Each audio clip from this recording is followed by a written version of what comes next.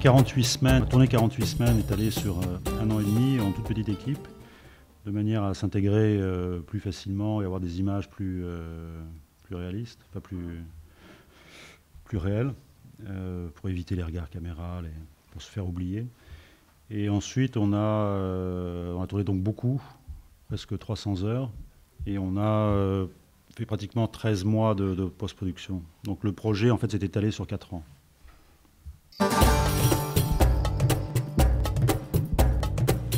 crise écologique, qui était celle qui me préoccupait le plus depuis une vingtaine d'années, a, dans son cheminement, croisé d'autres crises avec lesquelles elle s'est combinée. C'est-à-dire que vous n'avez plus maintenant d'un côté la crise écologique, sporadiquement des crises économiques, une fois de temps en temps une crise alimentaire, une crise sanitaire, une crise énergétique.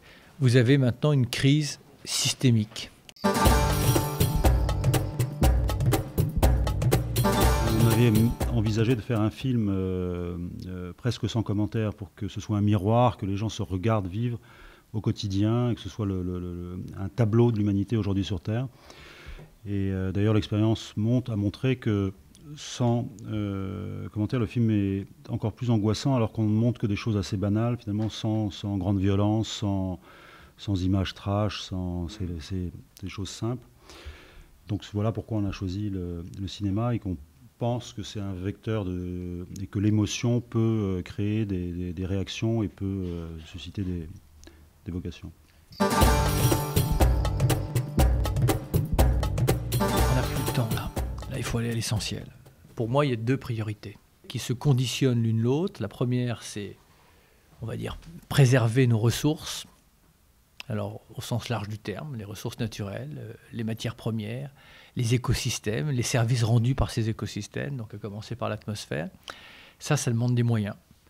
Parce que ça demande aussi de créer une économie là-dessus. Parce que si vous dites, j'ai n'importe quoi, moi, aux habitants du Costa Rica, aux habitants du Gabon, qu'il faut cesser de couper leurs forêts et même en plus vous leur demandez de reforester, dès lors qu'on est d'accord que c'est un service qui rend à l'ensemble de la communauté internationale, c'est ce que j'appelle un service universel, il va falloir qu'on paye pour ça, puisqu'ils nous rendent service en faisant ça, à eux aussi, mais à nous. Donc là, il y a un modèle économique à inventer. D'ailleurs, à Copenhague, il y aura des propositions dans ce sens. Donc ça, c'est la première priorité.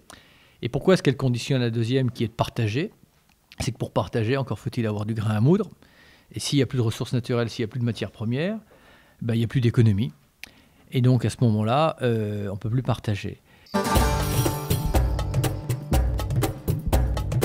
On en fait déjà, mais on n'en fait pas suffisamment. Et pour faire face aux menaces qu'on évoque dans ce film, il faudra aller beaucoup plus loin. Et c'est vrai que nous, les citoyens, on n'est pas forcément prêts à aller beaucoup plus loin. D'abord parce qu'on voit ça tout de suite en termes de privation. On voit ça en termes d'amputation de notre liberté. Et puis on est très suspicieux sur la proposition politique. On pense toujours qu'on veut... Voilà. Et nous, notre rôle, enfin en tout cas moi, mon rôle avec l'équipe de la Fondation, c'est de faire de la pédagogie. C'est d'expliquer pourquoi, de toute façon, on va passer par une croissance et une décroissance sélective. Pourquoi il va falloir choisir en fonction de quels critères, en fonction de quelles contraintes. Voilà. Moi, quand je m'évertue là pendant des heures et des heures, alors que c'est vraiment pas populaire du tout pour l'instant, à défendre le principe d'une taxe carbone, c'est pas parce que ça m'amuse beaucoup, c'est pas parce que j'ai envie d'embêter les uns et les autres avec un impôt nouveau, c'est parce que pour travailler pendant des mois et des mois sur ces sujets-là, je sais que de donner un prix au carbone, c'est indispensable si on veut anticiper sur l'avenir et notamment protéger les plus démunis. Voilà. Mais pour vous en convaincre, ça ne peut pas se faire en 2 minutes dans un 20 heures. Il faut du temps. Pour des intérêts économiques, on est capable de grandes choses. On n'est pas capable de reproduire ce modèle-là pour globaliser la médecine, pour globaliser l'éducation, pour globaliser les droits sociaux.